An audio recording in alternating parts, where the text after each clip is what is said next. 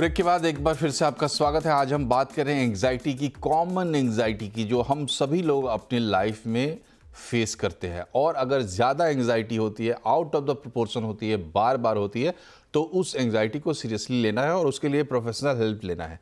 लेकिन जो common anxieties होती है उसको कैसे डील करें, ये समझने की हम कोशिश कर रहे हैं।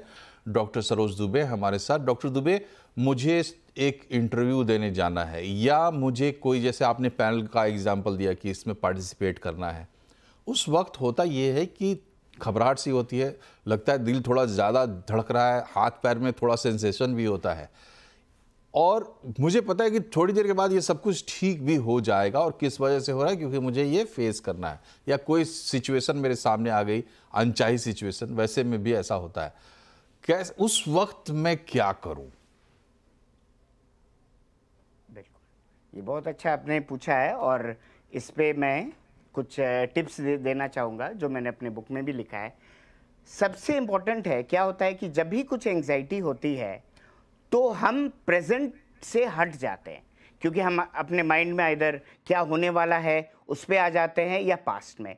तो सबसे इम्पोर्टेंट है और जो सबसे यूज़फुल है कि हम अपने आप को प्रेजेंट और सेंटर्ड कर दें। एक तरीका है, एक वेरी सिंपल, जिसमें आधा मिनट भी नहीं लगेगा। वन कॉन्शियस ब्रेथ, सिर्फ एक ब्रेथ अगर हम इन एंड आउट अवेयर होके अपने बॉडी को फील करके, जैसे मैं कुर्सी में बैठा हूँ, जस्ट मैं अपने बैक को चेयर में फील कर रहा हूँ, पैर को ग्राउंड में फील कर रहा हूँ, इससे क्या होता है कि हम ग्राउंडेड फील करते हैं, सेंटर्ड हो जाते हैं, and that itself helps in breaking that cycle of anxiety. दूसरा तरीका है जो कि बहुत आसान भी है एंड वेरी प्रैक्टिकल, कि हम कोई भी सेंस ऑब्जेक्ट को इस्तेमाल करें। फॉर एग्जाम्पल, जस्ट सीइंग, मैं कुछ देख रहा हूँ, क्योंकि जब भी हम सेंसेस का इस्तेमाल करते हैं, अगेन हम सेंटर्ड हो जाते हैं, प्रेजेंट में आते हैं। कुछ सुनना, it can even be birds या कोई भी आवाज़, जस्ट आप प्रेजेंट होके उसको सुन रहे हैं। इवन जैसे अभी मैं हूँ, अगर मुझे घबराहट हो रही है, इस टेबल पर मैंने हाथ रखा, जस्ट द टच, यहाँ टच किया है, चेयर को टच किए। ये सब बहुत छोटे छोटे मेथड्स होते हैं हमें ग्राउंडेड और सेंटर्ड करने का। एक और भी बहुत सिंपल मेथड है जिसको हम बोलते हैं रेन प्रैक्टिस, है ना। मैं जस्ट शॉर्ट में आपको बताता हूँ।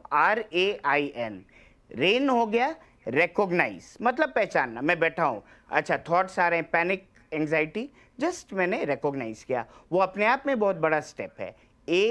एक्सेप्ट मतलब आप रेजिस्ट मत करो, अरे ये क्यों हो गया, क्यों नहीं, ओके आ रहा है, चला जाएगा।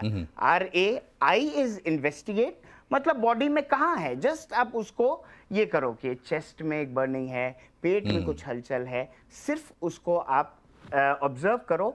और N नॉन आइडेंटिफिकेशन। सो RAIN। तो आप ये 4 स्टेप जो कि बहुत जल्दी से आप कर सकते हैं, जस्ट आपने आया, कोई थॉट आया, रिकॉग्नाइज, एक्सेप्ट एंड इन्वेस्टिगेट।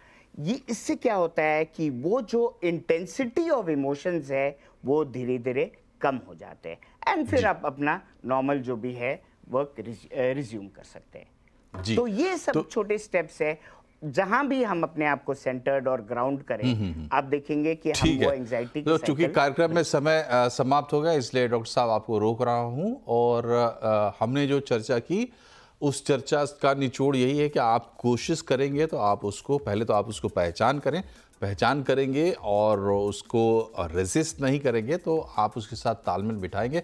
1-2 बार आप ऐसा करेंगे तो आपको और कॉन्फिडेंस आएगा, और बाद में हो सकता है कि आप मास्टर कर लें, जो कि विकी कौशल की रिकमेंडेशन थी। आप दोनों का बहुत बहुत शुक्रिया हमसे जुड़ने के लिए। डॉक्टर जयंती का भी बहुत बहुत शुक्रिया। कार्यक्रम में फिलहाल इतना ही। नमस्कार।